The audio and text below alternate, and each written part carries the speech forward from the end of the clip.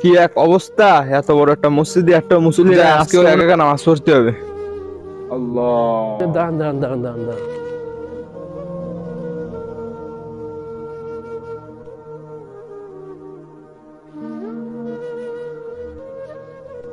হুজুর, মসজিদের সভাপতি সাহেব কই?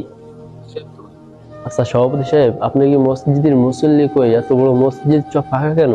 এই যে এতগুলা টাইলস লাগাইলাম, ফ্যান লাগাইলাম, এসি লাগাইলাম। কিন্তু আমি জানি এখানে নামাজের সময় কেন মুসল্লি হয় না। যে জন্য তাহলে শুনেন, আমরা যখন এখান থেকে প্রতিদিন ফজরের সময়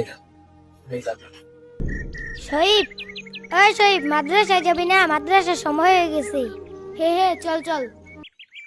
আমি সবার আগে উঠছি আঙ্গর বাড়ির মধ্যে। আমি অবয় রয়েছি ফজরের আগে উঠতে তো বললে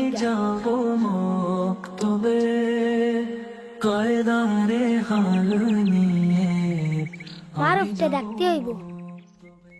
মারুফ, ওই মারুফ, জাল না খুল, মাদ্রাসার সময় হয়ে গেছে। মাদ্রাসায় যাবি না? এই শীতের মধ্যে রাখ আছে, যাও গা তোমরা, আমার ফুলা যাইতো না।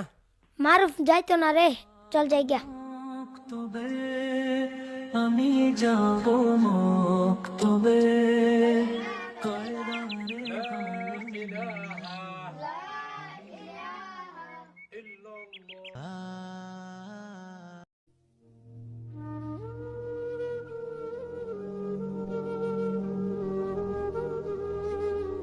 শুরু হবার কথা, সকাল সকাল আসলাম।